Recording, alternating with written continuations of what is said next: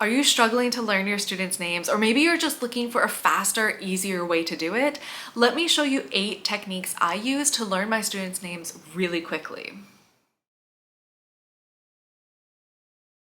My name is Megan. I've been a teacher for over 10 years, and each semester I have at least 300 new students, and I learn all of their names within the first 2 classes. Let me show you how you can do the same thing. The first thing I do to learn students' names is I play the name game, and I will die on this hill.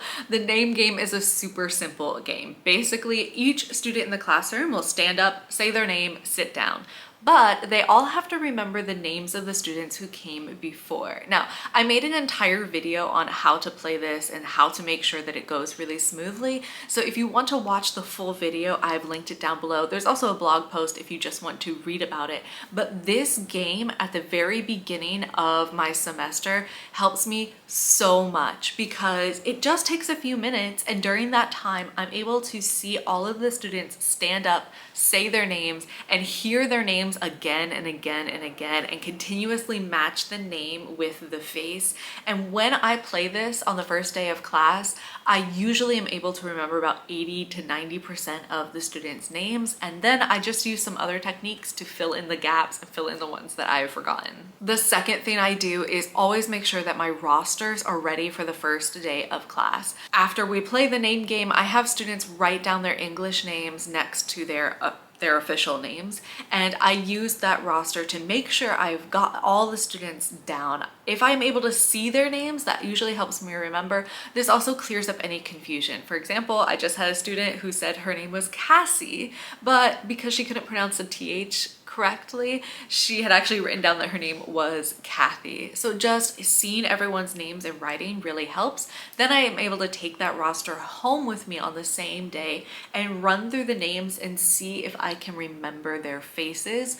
And doing that on the first day really helps solidify all the names. The third thing I do is have a descriptions notebook. And in addition to the name game, like if I can only choose 2, I would choose the name game and this descriptions notebook. So what I do is after we play the name game and after they've written down their English names, I have my own private notebook that the students never see. And I have all of their English names written down, and next to their names, I write a short description. So I will write, this person has gold rimmed glasses, or this person has really long curtain bangs, they have shoulder length hair, if they have any other identifying features. Some of my students have piercings, and so I'm able to write that down. Some students just do their makeup in a really, really unique way or really beautiful way. Some students have their hair dyed, some students have a different hairstyle, and so I am just writing down everything I can think of to describe this person. What do they look like? What is their face shape? What does their style feel like? Do they have any other identifying features like piercings? Do they have any other markings, birthmarks, moles? It sounds crazy, but this is what I use to really jog my memory. So when I'm going through the roster, or when I go back to class the next day and I'm like, wait, is it Ashley or Vicky? I don't know if it's Ashley or Vicky. Then I'm able to check my notes and be like, oh yeah, Ashley has glasses, Vicky doesn't. And it just helps me keep everybody a little bit more straight, because when you have 300, 400 students, it's a lot. And I carry this notebook with me every single day until I've got their names like perfectly down. So if I ever forget, I can just flip open the notebook and it will help me at least. The fourth thing I do is I review these descriptions. So before I go to class, I usually try to find a quiet spot before I enter the classroom where I can just go through and prepare myself mentally for the class that's going to be ahead. And one of the things I do at the beginning of the semester is I run through my descriptions and I run through the rosters. If I see a student's name but their face isn't coming to mind, then I check my descriptions notebook, and a lot of times that will jog a memory for me. I'm like, oh yeah, she had that really beautiful smile and her face was just like very open and very bright. She has curtain bangs and she doesn't have glasses, and doing that really helps me. So when I'm in the classroom, I've got a better handle on their names.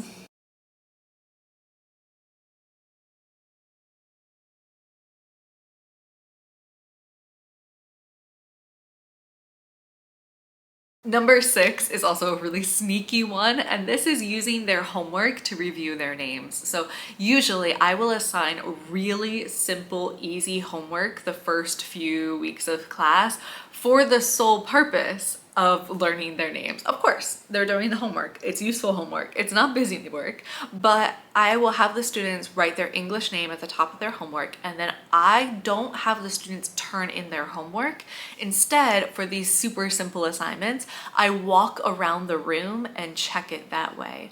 So for example, one of the assignments we were talking about adjectives, and we used zodiac signs to talk about adjectives. So for their homework was just to write down their English name, write down their zodiac sign, and then write down 5 adjectives that they would use to describe themselves as their zodiac sign.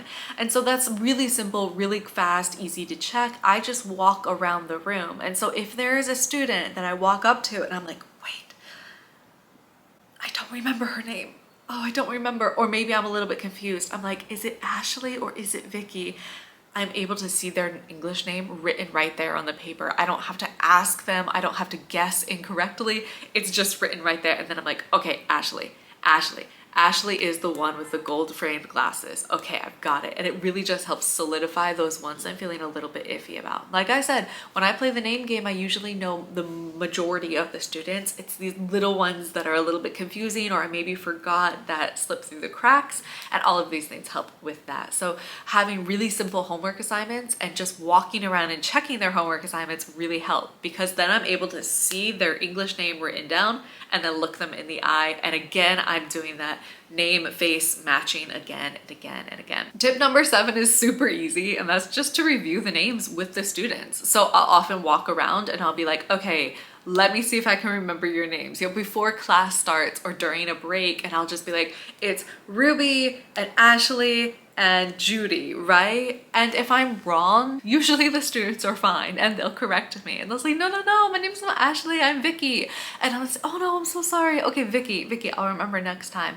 But this is obviously the most easy way to just review their names and make sure you've got it right. The last idea, number 8, is not my idea. I got this from another teacher that I work with, and that is to use name cards. And I think this idea is so genius. I love it so much. So basically, on the first day of class, you just ask the students to get a normal piece of paper and fold it in half so it can stand up on the desk like this.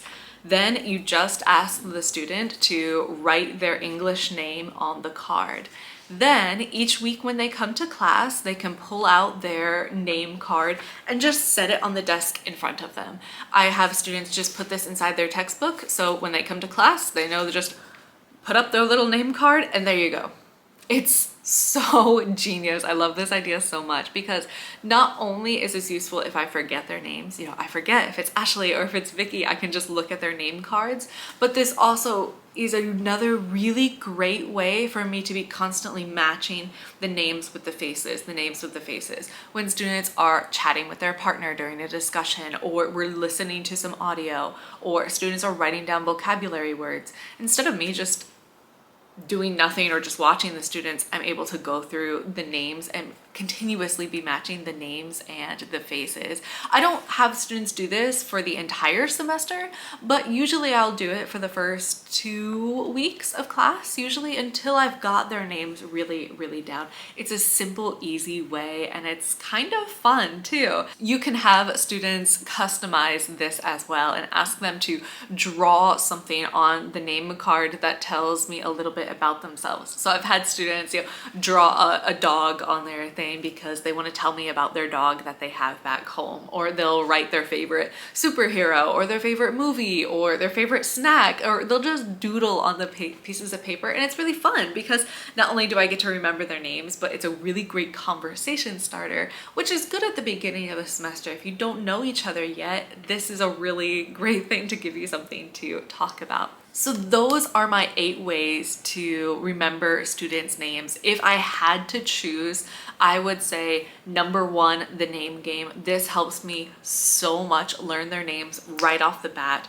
Number 3, that description notebook comes in clutch.